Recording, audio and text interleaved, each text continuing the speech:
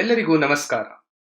ಈ ವಿಡಿಯೋದಲ್ಲಿ ನಾವು ಫಸ್ಟ್ ಡೆವಲಪ್ಮೆಂಟ್ ಮಾಡುವಾಗ ಕೋಡ್ ಶೇರ್ ಮಾಡಲು ಡಿಫರೆಂಟ್ ವೇಸ್ ಏನಿದೆ ಅಂತ ನೋಡೋಣ. ಅದಾದ ಮೇಲೆ ಈ ಅಪ್ರೋಚಸ್ ನಲ್ಲಿ ಪ್ರಾಬ್ಲಮ್ಸ್ ಏನೆಲ್ಲ ಬರುತ್ತೆ ಅಂತ ಅರ್ಥ ಮಾಡ್ಕೊಳ್ಳಿಕ್ಕೆ ಟ್ರೈ ಮಾಡೋಣ. ಅನಂತರ ಗಿಟ್ ಸಾಫ್ಟ್ವೇರ್ ಯೂಸ್ ಮಾಡೋದ್ರಿಂದ ನಿಮ್ಮ ಈ ಎಲ್ಲಾ ಪ್ರಾಬ್ಲಮ್ಸ್ ಹೇಗೆ ಸಾಲ್ವ್ ಆಗುತ್ತೆ ಅಂತ ಕಲಿಯೋಣ. ನಾನು ನಿಮ್ಮ Rakesh Kothari from micro degree. So let's get started. Normally ನೀವು ನಿಮ್ಮ ಕಂಪ್ಯೂಟರ್ ಫೈಲ್ಸ್ ಹೇಗೆ ಶೇರ್ ಮಾಡ್ತೀರಿ? ಕಂಪ್ಯೂಟರ್ ಫೈಲ್ಸ್ ಅಂದ್ರೆ ನಿಮ್ಮ ಮೂವೀಸ್ ಅಥವಾ ಸಾಂಗ್ಸ್ ಇರಬಹುದು, ಅಥವಾ ನಿಮ್ಮ ನಾರ್ಮಲ್ ಡಾಕ್ಯುಮೆಂಟ್ಸ್ ಅನ್ನು ನೀವು ನಿಮ್ಮ ಫ್ರೆಂಡ್ಸ್ ಜೊತೆ ಶೇರ್ ಮಾಡೋದಾದ್ರೆ ನೀವು ನಾರ್ಮಲಿ ಪೆನ್ ಡ್ರೈವ್ ಅಥವಾ ಗೂಗಲ್ ಡ್ರೈವ್ ಯೂಸ್ ಮಾಡ್ತಿರ್ಬಹುದು. ಸಿಮಿಲರ್ಲಿ ನೀವು ಡೆವಲಪ್ಮೆಂಟ್ ಮಾಡುವಾಗಲೂ ಕೋಡ್ ಶೇರಿಂಗ್ ಮಾಡುವಾಗ ಸಿಮಿಲರ್ ಅಪ್ರೋಚಸ್ ಫಾಲೋ ಮಾಡ್ತಿರ್ಬೋದು. ಸೊ ನನಗೆ ನೆನಪಿರುವ ಹಾಗೆ ಇಂಜಿನಿಯರಿಂಗ್ ನಲ್ಲಿ ನಾನು ಮತ್ತು ನನ್ನ ಫ್ರೆಂಡ್ ಒಂದು ಸಣ್ಣ ವೆಬ್ಸೈಟ್ ಡೆವಲಪ್ ಮಾಡುವಾಗ ನಾವು ಪೆನ್ ಡ್ರೈವ್ ಮೂಲಕನೇ, ಸೊ ಲೆಟ್ಸ್ ಸೇ ನೀವು ನಿಮ್ಮ ಇಂಟರ್ನ್ಶಿಪ್ಗೆ ಅಥವಾ ಇಂಜಿನಿಯರಿಂಗ್ ಪ್ರಾಜೆಕ್ಟ್ಗೆ ಒಂದು ಸಣ್ಣ ಸಾಫ್ಟ್ವೇರ್ ಅಪ್ಲಿಕೇಶನ್ ಡೆವಲಪ್ ಮಾಡ್ತಾ ಇದ್ದೀವಿ. Everything is going good. ನೀವು ನಿಮ್ಮ ಎಲ್ಲ ಕೋಡನ್ನು ನಿಮ್ಮ ಲ್ಯಾಪ್ಟಾಪ್ನಲ್ಲೇ ಡೆವಲಪ್ ಮಾಡ್ತಾ ಇದ್ದೀವಿ. ನೆಕ್ಸ್ಟ್ ಸ್ಟೆಪ್, ನಿಮ್ಮ ಫ್ರೆಂಡ್ ನೀವು ಮಾಡುತ್ತಿರೋ ಪ್ರಾಜೆಕ್ಟ್ ಅನ್ನು ನೋಡಿಬಿಟ್ಟು ಅವನಿಗೂ ಕಾಂಟ್ರಿಬ್ಯೂಟ್ ಮಾಡಲಿಕ್ಕೆ ಇಂಟ್ರೆಸ್ಟ್ ತೋರಿಸ್ತಾನೆ. ಈಗ ನೀವು ನಿಮ್ಮ ಹತ್ರ ಇರುವ ಕೋಡ್ ಅನ್ನು ಹೇಗೆ ಶೇರ್ ಮಾಡ್ತೀರಿ? ಟ್ರೆಡಿಷನಲ್ ಅಪ್ರೋಚಸ್ ಫಾಲೋ ಮಾಡೋದಿದ್ರೆ ಸ್ವಲ್ಪ ಟೈಮ್ ನೀವು ನಿಮ್ಮ ಕೋಡ್ ಅನ್ನು ಮಾಡಿಬಿಟ್ಟು ಅನಂತರ ಆ ಕೋಡ್ ಅನ್ನು ಅವನಿಗೆ ಮೇ ಬಿ ಗೂಗಲ್ ಡ್ರೈವ್ನಲ್ಲೋ ಅಥವಾ USB ಪೆನ್ ಡ್ರೈವ್ನಲ್ಲೋ ಕಳಿಸ್ತೀರಿ. ಅವನು ಅಲ್ಲಿಂದ ಮೇ ಬಿ ಮುಂದುವರಿಸ್ತಾನೆ. ನಿಮಗೆ ಹೀಗೆ ನೀವು ಎವ್ರಿ ಟೈಮ್ ಕೋಡ್ ಅನ್ನು ಒಬ್ಬರಿಗೊಬ್ಬರು ಪಾಸ್ ಮಾಡುವಾಗ ಏನೆಲ್ಲ ಚೇಂಜಸ್ ನೀವು ಮಾಡಿದ್ದೀರಿ ಅಂತ ಒಬ್ಬರಿಗೊಬ್ರು ಎಕ್ಸ್ಪ್ಲೇನ್ ಮಾಡಬೇಕಾಗುತ್ತೆ. ನೀವು ಸ್ವಲ್ಪ ಸ್ಮಾರ್ಟ್ ಆಗಿದ್ರೆ ಈ ಡೆವಲಪ್ಮೆಂಟ್ ಟಾಸ್ಕ್ ಅನ್ನು ಇಬ್ಬರು ಡಿವೈಡ್ ಮಾಡಿಬಿಟ್ಟು ಮೇ ಬಿ ಪ್ಯಾರಲಲ್ ಆಗಿ ಡೆವಲಪ್ಮೆಂಟ್ ಮಾಡ್ತಾ ಇರ್ತೀರಿ. ಆದಮೇಲೆ 2-3 ದಿನಗಳ ನಂತರ ಅದನ್ನು ಇಬ್ಬರು ಒಂದೇ ಲ್ಯಾಪ್ಟಾಪ್ನಲ್ಲಿ ಕುಳಿತುಕೊಂಡು ಮರ್ಜ್ ಮಾಡ್ಬೋದು. ನೀವು ಆ್ಯಕ್ಚುಲಿ ಈ ಅಪ್ರೋಚ್ ಫಾಲೋ ಮಾಡಿದ್ರು ನಿಮಗೆ ಮರ್ಜ್ ಮಾಡುವಾಗ ಆಗೋ ಪ್ರಾಬ್ಲಮ್ಸ್ ನಿಮ್ಗೆ ಈಗಾಗಲೇ ಗೊತ್ತಿರ್ಬೋದು. ಸೊ ಇದೆಲ್ಲ 2 ಮೆಂಬರ್ ಟೀಮ್ ಅಂದರೆ ಒಂದು ಸಣ್ಣ ಟೀಮ್ಗೆ ವರ್ಕ್ ಆಗುತ್ತೆ. ಮತ್ತೆ ನೀವು ಗಮನಿಸಿದ ಹಾಗೆ ಕಮ್ಯುನಿಕೇಶನ್ ಅಂದರೆ ಒಬ್ಬರಿಗೊಬ್ಬರು ನೀವು ಮಾಡಿದ ಚೇಂಜಸ್ ಅನ್ನು ತಿಳಿಸೋದು ತುಂಬಾ ಇಂಪಾರ್ಟೆಂಟ್ ಆಗುತ್ತೆ. ಈಗ ಲೆಟ್ಸ್ ಸೇ ನಾನು ಒಂದು ಕ್ಲೈಂಟ್, ನೀವು ಮಾಡುತ್ತಿರೋ ಸಣ್ಣ ಪ್ರಾಜೆಕ್ಟ್ ನೋಡಿಬಿಟ್ಟು ಇಂಪ್ರೆಸ್ ಆಗಿ ನನಗೆ ಒಂದು ಅಮೆಝಾನ್ ತರಹದ ವೆಬ್ಸೈಟ್ ಅಥವಾ ಫೇಸ್ಬುಕ್ ತರಹದ ಒಂದು ಮೊಬೈಲ್ ಆ್ಯಪ್ ಬಿಲ್ಡ್ ಮಾಡಲಿಕ್ಕೆ ನಿಮಗೆ ಕೊಳ್ಳಲು ಬಯಸ್ತೇನೆ. ಮತ್ತೆ ನಿಮಗೆ ಅದನ್ನು ಬಿಲ್ಡ್ ಮಾಡಲು ಆಗುವ ಅಮೌಂಟ್ ಅನ್ನು ಕೊಡಲಿಕ್ಕೆ ರೆಡಿ ಇರುತ್ತೇನೆ. ಈಗ ನಿಮ್ಮ ಆ ಸಣ್ಣ ಮನೆಯ ಪ್ರಾಜೆಕ್ಟ್ಗೆ ಹೋಲಿಸಿದ್ರೆ ಈ ಪ್ರಾಜೆಕ್ಟ್ ತುಂಬಾ ದೊಡ್ಡದು. ಆದ್ದರಿಂದ ನಿಮಗೆ ಇದನ್ನು ಬಿಲ್ಡ್ ಮಾಡಲು ಒಂದು ಸುಮಾರು ದೊಡ್ಡ ಟೀಮ್ ಬೇಕಾಗಬಹುದು. ಈಗ ನೀವು ನಿಮ್ಮ ಡೆವಲಪರ್ ಟೀಮ್ ಅನ್ನು ಹೈರ್ ಮಾಡಬೇಕಾಗುತ್ತೆ. ಸೊ ನಿಮ್ಮ ಈ ಹೊಸ ಟೀಮ್ ಅನ್ನು ನೀವು ಕೋಡ್ ಶೇರ್ ಮಾಡುವ ಆ ಹಳೆಯ ಪ್ರಾಕ್ಟೀಸ್ ಅಂದ್ರೆ ಮೇ ಬಿ ಪೆನ್ ಡ್ರೈವ್ ಅಥವಾ ಗೂಗಲ್ ಡ್ರೈವ್ ಯೂಸ್ ಮಾಡುತ್ತಿರೋ ಪ್ರಾಕ್ಟೀಸ್ ಕಂಟಿನ್ಯೂ ಮಾಡಿದ್ರೆ ತುಂಬಾ ಕಷ್ಟ ಆಗ್ಬಿಡುತ್ತೆ. ಯಾಕಂದ್ರೆ ಈಗ ಎವ್ರಿ ಟೈಮ್ ಯಾರಾದ್ರೂ ಕೋಡ್ ಚೇಂಜಸ್ ಮಾಡಿದ್ರೆ ಅದನ್ನು ಎಲ್ಲರಿಗೂ ತಿಳಿಸಬೇಕಾಗುತ್ತೆ. ಸೊ ಓವರ್ ಆಲ್ ಯಾರು ಯಾವ ಚೇಂಜಸ್ ಮಾಡಿದ್ದಾರೆ ಅಂತ ಟ್ರ್ಯಾಕ್ ಮಾಡೋದೇ ತುಂಬಾ ತಲೆನೋವಾಗ್ಬಿಡುತ್ತೆ. ಸೊ ನಾವು ಈ ಪ್ರಾಬ್ಲಮ್ ಅನ್ನು ಹೇಗೆ ಸಾಲ್ವ್ ಮಾಡ್ಬೋದು ಅಂತ ನೋಡೋಣ. ಸೊ ಅದಕ್ಕಾಗಿ ನಮಗೆ ಒಂದು ಸಣ್ಣ ಸಾಫ್ಟ್ವೇರ್ ಬೇಕು. ಈ ಸಾಫ್ಟ್ವೇರ್ ಯಾರು ಏನ್ ಚೇಂಜಸ್ ಮಾಡಿದ್ದಾರೆ ಅಂದ್ರೆ ಯಾವ ಕೋಡ್ ಚೇಂಜಸ್ ಮಾಡಿದ್ರೆ ಅಂತ ಡೀಟೇಲ್ ಆಗಿ ಟ್ರ್ಯಾಕ್ ಮಾಡ್ತಾ ಇರುತ್ತೆ. ಈ ಸಾಫ್ಟ್ವೇರ್ನ ಹೆಸರೇ ಸೋರ್ಸ್ ಕೋಡ್ ಮ್ಯಾನೇಜ್ಮೆಂಟ್ ಸಾಫ್ಟ್ವೇರ್. ಇದನ್ನು ಶಾರ್ಟ್ ಆಗಿ SCM ಅಂತಾನು ಕರೆಯುತ್ತಾರೆ. ಸೊ ಪರ್ಫೋರ್ಸ್, SVN ಅಥವಾ ಸಬ್ವರ್ಷನ್, ಆಮೇಲೆ ಈಗ ಕಲಿತಿರುವ ಗಿಟ್ ಎಲ್ಲವೂ SCM ಸಾಫ್ಟ್ವೇರ್ ಅಂದ್ರೆ source code management software. So ಒಂದು ಎಕ್ಸಾಂಪಲ್ ನೋಡೋದಿದ್ರೆ ಕೋಡ್ ಚೇಂಜಸ್ ಹೀಗೆ ಕಾಣಿಸುತ್ತೆ. ಅಂದರೆ ಅದು ಯಾರು ಏನು ಚೇಂಜಸ್ ಮಾಡಿದಾರೆ ಅಂತ ನೀವು ಕ್ಲಿಯರ್ ಆಗಿ ನೋಡ್ಬೋದು. ಸೊ ರೆಡ್ ಅಲ್ಲಿ ಇರುವ ಕೋಡ್ ಅಂದ್ರೆ ಯಾರು ಯಾವ ಕೋಡ್ ಅನ್ನು ರಿಮೂವ್ ಮಾಡಿದ್ದಾರೆ, ಮತ್ತೆ ಗ್ರೀನ್ ನಲ್ಲಿ ಇರೋ ಕೋಡ್ ಯಾವ ಕೋಡ್ ಆಡ್ ಆಗಿದೆ, ಪ್ಲಸ್ ಯಾರು ಆ ಕೋಡ್ ಚೇಂಜಸ್ ಅನ್ನು ಮಾಡಿದ್ದಾರೆ ಅಂತ ನಿಮಗೆ ಕ್ಲಿಯರ್ ಆಗಿ ಆ ಸಾಫ್ಟ್ವೇರ್ ಇಂದ ಗೊತ್ತಾಗ್ಬಿಡುತ್ತೆ. ಈಗ ನಾವು ಗಿಟ್ ಸಾಫ್ಟ್ವೇರ್ ಇನ್ನೊಂದು ಮೇನ್ ಪ್ರಾಬ್ಲಮ್ ಹೇಗೆ ಸಾಲ್ವ್ ಮಾಡುತ್ತೆ ಅಂತ ಡಿಸ್ಕಸ್ ಮಾಡೋಣ. ಲೆಟ್ಸ್ ಸೇ ನಿಮ್ಮ ಟೀಮ್ಗೆ ಒಬ್ಬ ಫ್ರೆಶರ್ ಅಥವಾ ಹೊಸ ಡೆವಲಪರ್ ರೀಸೆಂಟ್ ಆಗಿ ಜಾಯ್ನ್ ಆಗ್ತಾನೆ.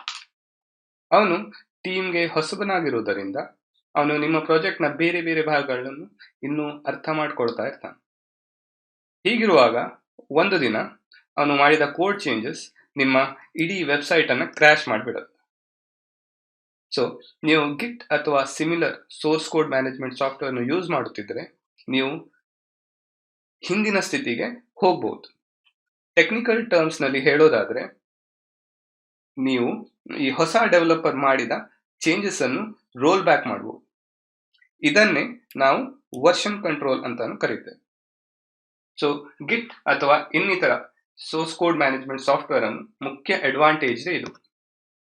ಸೊ ವಿತ್ ದ್ಯಾಟ್ ನಾವು ನಮ್ಮ ಫಸ್ಟ್ ಇಂಟರ್ವ್ಯೂ ಕ್ವಶನ್ ಏನಿದೆ ಅಂತ ನೋಡೋಣ. What is ಗಿಟ್? ಗಿಟ್ ಅಂದರೆ ಏನು? So Git is a source code management software. ಅದನ್ನು ವರ್ಷನ್ ಕಂಟ್ರೋಲ್ ಸಿಸ್ಟಮ್ ಅಂತಾನು ಕರೆಯುತ್ತಾರೆ. ಇದು ನಿಮಗೆ ಕೋಡ್ ಚೇಂಜಸ್ ಯಾರು ಮಾಡಿದ್ದಾರೆ ಅಂತ ಟ್ರ್ಯಾಕ್ ಮಾಡಲಿಕ್ಕೆ ಹೆಲ್ಪ್ ಮಾಡುತ್ತೆ. ಪ್ಲಸ್ ಹಿಂದಿನ ವರ್ಷನ್ಗೆ ರೋಲ್ ಬ್ಯಾಕ್ ಮಾಡಲಿಕ್ಕೆ ಹೆಲ್ಪ್ ಆಗುತ್ತೆ. ಮತ್ತೆ ಮುಖ್ಯವಾಗಿ ಗಿಟ್ ಸಾಫ್ಟ್ವೇರ್ ಡಿಸ್ಟ್ರಿಬ್ಯೂಟೆಡ್ ಅಂದ್ರೆ ವಿಕೇಂದ್ರೀಕೃತ ಫೀಚರ್ಗೆ ತುಂಬಾ ಯೂಸ್ ಮಾಡುತ್ತಾರೆ. ಇದರ ಬಗ್ಗೆ ನಾವು ಮುಂದಿನ ಸ್ಲೈಡ್ಸ್ ನಲ್ಲಿ ಕಲಿಯೋಣ. ಸೊ ಇಲ್ಲಿಯ ತನಕ ನಾವು ಕಲಿತಿದ್ದು ಗಿಟ್ ಆಸ್ ಅ ಸಾಫ್ಟ್ವೇರ್. ಆದರೆ ನಾವು ಕೋಡ್ ಶೇರಿಂಗ್ ಅಂದ್ರೆ ಒಬ್ಬರಿಗೊಬ್ಬರು ಕೋಡ್ ಪಾಸ್ ಮಾಡುವ ಬಗ್ಗೆ ಮಾತನಾಡುತ್ತಿರೋದ್ರಿಂದ ನಮಗೆ ಈ ಕೋಡ್ ಅನ್ನು ಪ್ಲಸ್ ಈ ಸಾಫ್ಟ್ವೇರ್ ಅನ್ನು ಒಂದು ಸೆಂಟ್ರಲ್ ಲೊಕೇಶನ್ ಅಂದ್ರೆ ಜಾಗದಲ್ಲಿ ಇಡಬೇಕಾಗುತ್ತೆ ಅಥವಾ ಅದನ್ನೇ ಹೋಸ್ಟಿಂಗ್ ಮಾಡಬೇಕಾಗುತ್ತೆ. ಈ ಸೆಂಟ್ರಲ್ ಲೊಕೇಶನ್ ಅಂದ್ರೆ ಹೋಸ್ಟ್ ಮಾಡುವ ವ್ಯಕ್ತಿ ಅಂದ್ರೆ ಆ ವೆಬ್ಸೈಟ್ ಅನ್ನು ನಾವು ಗಿಟ್ ಹಬ್ ಅಂತ ಕರೀತೇವೆ. ಇದೇ ತರ ಇನ್ನು ಕೆಲವು ವೆಬ್ಸೈಟ್ಸ್ ಈ ಸಾಫ್ಟ್ವೇರ್ ಅನ್ನು ಹೋಸ್ಟ್ ಮಾಡುತ್ತೆ. ಅದರ ಹೆಸರು ಗಿಟ್ ಲ್ಯಾಬ್ ಇರಬಹುದು ಅಥವಾ ಬಿಟ್ ಬಕೆಟ್ ಅಂತಾನೂ ಇದೆ. ಸೊ ಗಿಟ್ ಸಾಫ್ಟ್ವೇರ್ ಅನ್ನು ಹೋಸ್ಟ್ ಮಾಡುವ ವೆಬ್ಸೈಟ್ ಅಥವಾ ಪ್ಲಾಟ್ಫಾರ್ಮ್ ಅನ್ನು ನಾವು ಗಿಟ್ ಹಬ್ ಅಂತ ಕರೆಯುತ್ತೇವೆ. ನಾನು ಒಂದು ಪ್ರಾಜೆಕ್ಟ್ ನಲ್ಲಿ ಗಿಟ್ ಹಬ್ ನಲ್ಲಿ ಡೆವಲಪ್ ಮಾಡುತ್ತಿದ್ರೆ ಆ ಕೋಡ್ ಅನ್ನು ಯಾರು ನೋಡಬಹುದು ಮತ್ತು ಯಾರಿಗೆ ಪರ್ಮಿಷನ್ ಇಲ್ಲ ಅಂತ ಅದನ್ನು ಸೆಟ್ಟಿಂಗ್ಸ್ ಮಾಡಲು ಗಿಟ್ ಹಬ್ ನಲ್ಲಿ ಆಗುತ್ತೆ. ಸೊ ವಿತ್ ದ್ಯಾಟ್ ನಾವು ನಮ್ಮ ನೆಕ್ಸ್ಟ್ ಬೇಸಿಕ್ ಇಂಟರ್ವ್ಯೂ ಟಾಪಿಕ್ಗೆ ಬರೋಣ. ಸೊ ಕ್ವಶನ್ ಏನಂದ್ರೆ, what is the difference between Git and GitHub? Git ಮತ್ತೆ ಗಿಟ್ ಹಬ್ ನ ಡಿಫರೆನ್ಸ್ ಏನು ಅಂತ. ಸೊ ನಾವು ಮೊದಲೇ ನೋಡಿದ ಹಾಗೆ Git is a version control software. ಅದು ನಿಮ್ಮ ಹೊಸ ಚೇಂಜಸ್ ಅನ್ನು ಟ್ರ್ಯಾಕ್ ಮಾಡುತ್ತೆ ಮತ್ತೆ ಮುಂಚಿನ ಸ್ಥಿತಿಗೆ ರೋಲ್ ಬ್ಯಾಕ್ ಮಾಡಲಿಕ್ಕೆ ಹೆಲ್ಪ್ ಮಾಡುತ್ತೆ. ಸೊ ಗಿಟ್ ಹಬ್ ಅಂದ್ರೆ ನಿಮ್ಮ ಗಿಟ್ ಸಾಫ್ಟ್ವೇರ್ ಅನ್ನು ಹೋಸ್ಟ್ ಮಾಡುವ ವೆಬ್ ಪ್ಲಾಟ್ಫಾರ್ಮ್. ಅದು ನಿಮಗೆ ಇಂಟ್ರಾಕ್ಟ್ ಮಾಡಲಿಕ್ಕೆ ಒಂದು ಯೂಸರ್ ಇಂಟರ್ಫೇಸ್ ಕೊಡ್ತದೆ, ವೆಬ್ ಬೇಸ್ಡ್. ಮತ್ತೆ ಪರ್ಮಿಷನ್ ಸೆಟ್ಟಿಂಗ್ಸ್ ಮಾಡಲಿಕ್ಕೆ ಮೇ ಬಿ ಕೋಡ್ ಯಾರು ಆಕ್ಸೆಸ್ ಮಾಡಬಹುದು ಇಲ್ಲ ಅಂತಾನು ಚೆಕ್ ಮಾಡಲಿಕ್ಕೆ ಕಂಟ್ರೋಲ್ಸ್ ಕೊಡ್ತದೆ. ಪ್ಲಸ್ ಗಿಟ್ ಹಬ್ ಇನ್ನೂ ಸುಮಾರು ಫೀಚರ್ಸ್ ಇದೆ. ನಾವು ಮುಂದಿನ ವಿಡಿಯೋಸ್ ನಲ್ಲಿ ಅದನ್ನು ನೋಡೋಣ. ಈಗ ನಾವು ರಿಯಲ್ ಟೈಮ್ ನಲ್ಲಿ ಒಂದು ಪ್ರಾಜೆಕ್ಟ್ ಗಿಟ್ ಹಬ್ ನಲ್ಲಿ ಹೇಗೆ ಹೋಸ್ಟ್ ಆಗಿದೆ ಅಂತ ನೋಡೋಣ. So first will take an example.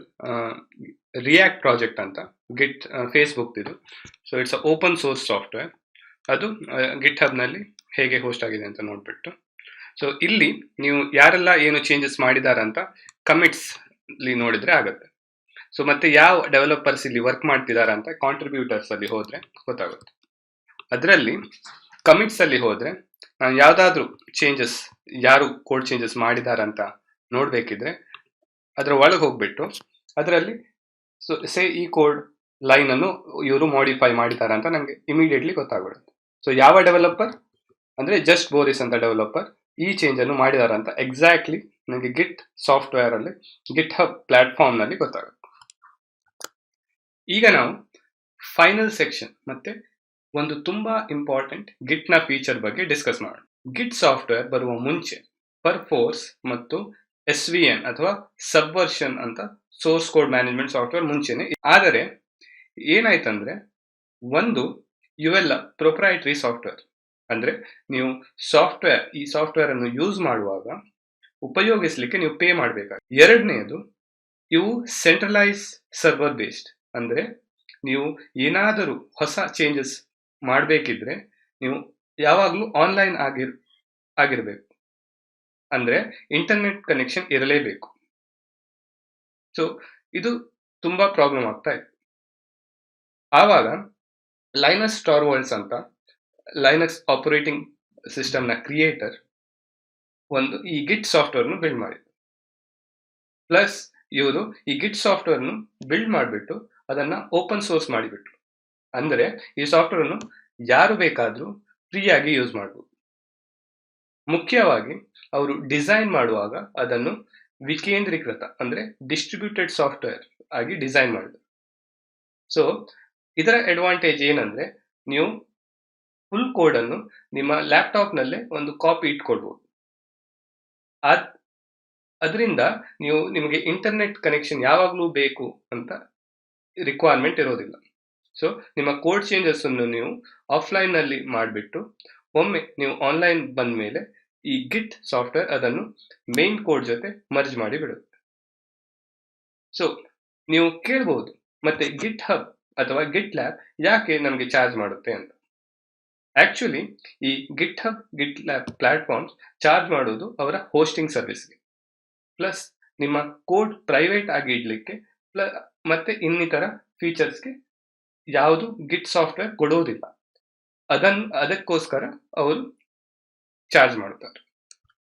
So ಈಗ ನಾವು ಕೆಲವು ಇಂಟರ್ವ್ಯೂ ಕ್ವೆಶನ್ಸ್ ಅನ್ನು ನೋಡೋಣ. First, what's the difference between Git and SVN? So Git ಅಂದ್ರೆ ನಿಮ್ಮ Git as a software, SVN ಅಥವಾ ಪರ್ಫೋರ್ಸ್ ಇಸ್ ಅ ಡಿಸೆಂಟ್ರಲೈಸ್ಡ್ ಅಲ್ಲ. So first is Git is a ವಿಕೇಂದ್ರೀಕೃತ ಅಂದ್ರೆ ಡಿಸೆಂಟ್ರಲೈಸ್ ಸಾಫ್ಟ್ವೇರ್. ನಾವು ಮುಂಚೆ ನೋಡಿದ ಹಾಗೆ ಇದು ಹೊಸ ಜನರೇಷನ್ ಸಾಫ್ಟ್ವೇರ್. ಪ್ಲಸ್ ನಿಮ್ಮ ಇಡೀ ಕೋಡ್ ಬೇಸ್ ಅನ್ನು ನೀವು ಲೋಕಲ್ ಆಗಿ ಇಟ್ಕೋಬಹುದು. SVN ಅಥವಾ ಸಬ್ವರ್ಷನ್ ಅಥವಾ ಪರ್ಫೋರ್ಸ್ ಅಲ್ಲಿ ನೀವು ಯಾವಾಗಲೂ ಆನ್ಲೈನ್ ಇರಬೇಕಾಗುತ್ತೆ. ಅಂದ್ರೆ ಅದು ಸೆಂಟ್ರಲೈಸ್ ಸಾಫ್ಟ್ವೇರ್. ನಿಮ್ಮ ರೆಪಾಸಿಟರಿ ಅಂದ್ರೆ ನಿಮ್ಮ ಫೋಲ್ಡರ್ ಕೋಡ್ ಇದೆಯಲ್ಲ ಅದು ಸರ್ವರ್ ನಲ್ಲಿ ಇರಬೇಕಾಗುತ್ತೆ. ಇದು ಹಳೆಯ generation software. Next question, Git use ಮಾಡೋದ್ರಿಂದ ಲಾಭ ಏನು? What is the advantages of Git? So first thing, it's a free and open source software. Second, ಅದು ತುಂಬಾ ಸಣ್ಣದಾಗಿದೆ, ಸೊ ಇಟ್ಸ್ ಸ್ಮಾಲ್. ಪ್ಲಸ್ ಅದು ಡಿಸ್ಟ್ರಿಬ್ಯೂಟೆಡ್ ಅಂದ್ರೆ ವಿಕೇಂದ್ರೀಕೃತ ಇರೋದ್ರಿಂದ ನಿಮಗೆ ಲೋಕಲ್ ಕಾಪಿ ಇಟ್ಕೋಬಹುದು. ಮತ್ತೆ it has a implicit backup plus ಸೆಕ್ಯೂರಿಟಿನೂ ತುಂಬಾ ಚೆನ್ನಾಗಿ. Next interview question, how do you rate Git in terms of speed? ಅಂದ್ರೆ ಸ್ಪೀಡ್ ಕಂಪೇರ್ ಮಾಡಿದ್ರೆ ಬೇರೆ ಸಾಫ್ಟ್ವೇರ್ಸ್ಗೆ ಕಂಪೇರ್ ಮಾಡಿದ್ರೆ, source code management softwares compare ಮಾಡಿದ್ರೆ ಹೇಗಿದೆ ಅಂತ. ಸೊ ಇಟ್ಸ್ ಎಕ್ಸ್ಟ್ರೀಮ್ಲಿ ಫಾಸ್ಟ್ ಒಂದು. ಪ್ಲಸ್ ಇದು ಡಿಸೈನ್ ಮಾಡುವಾಗಲೇ ಬೇಸಿಕ್ ನಿಮ್ಮ ಸ್ಪೀಡ್ ಮತ್ತೆ ಪರ್ಫಾರ್ಮೆನ್ಸ್ ನ ಸೆಂಟ್ರಲ್ ಆಗಿ ಇಟ್ಕೊಂಡೆ ಅದನ್ನು ಡಿಸೈನ್ ಮಾಡಿದ್ದಾರೆ. ಮೂರನೇದು, ನೀವು ಎಲ್ಲದು ಆಫ್ಲೈನ್ ಅಂದ್ರೆ ಲೋಕಲ್ ಚೇಂಜಸ್ ಮಾಡೋದ್ರಿಂದ ಇದು ಸ್ಪೀಡ್ ತುಂಬಾ ಕ್ವಿಕ್ ಆಗಿರುತ್ತೆ. Finally, it's built with C language, ನೀವು ಕೇಳಿರ್ಬೋದು. Plus it's built to work on Linux kernel ಅಂದ್ರೆ ನಿಮ್ಮ ಎಲ್ಲ ಸಾಫ್ಟ್ವೇರ್ಸ್ ಆಪರೇಟಿಂಗ್ ಸಿಸ್ಟಮ್ಸ್ ಎಲ್ಲ ಲೈನಕ್ಸ್ ಇರೋದ್ರಿಂದ ಅದು ಲೈನಕ್ಸ್ ಕರ್ನಲ್ ಮೇಲೆ ಬಿಲ್ಡ್ ಮಾಡ್ತಾರೆ. ಸೊ ಓವರ್ ಆಲ್ ನಿಮಗೆ ಗಿಟ್ ಸಾಫ್ಟ್ವೇರ್ ಟೀಮ್ ಡೆವಲಪ್ಮೆಂಟ್ ಮಾಡಲಿಕ್ಕೆ ಹೇಗೆ ಹೆಲ್ಪ್ ಮಾಡುತ್ತೆ, ಪ್ಲಸ್ ಅದರ ಅಡ್ವಾಂಟೇಜಸ್ ಏನು ಅಂತ ಈ ವಿಡಿಯೋನಲ್ಲಿ ನಮಗೆ ಗೊತ್ತಾಯ್ತು. ನಿಮಗೆ ಈ ವಿಷಯದಲ್ಲಿ ಏನಾದರೂ ಪ್ರಶ್ನೆಗಳಿದ್ರೆ ಕಮೆಂಟ್ ಸೆಕ್ಷನ್ ಅಲ್ಲಿ ನೀವು ಕೇಳಬಹುದು. ಮತ್ತೆ ನಮ್ಮ ಮುಂದಿನ ವಿಡಿಯೋಸ್ ಬಂದಾಗ ನಿಮಗೆ ನೋಟಿಫೈ ಆಗಲು ನಮ್ಮ ಚಾನೆಲ್ಗೆ ಸಬ್ಸ್ಕ್ರೈಬ್ ಮಾಡಲು ಮರೆಯಬೇಡಿ. This is Rakesh Kothari signing off. ಧನ್ಯವಾದಗಳು.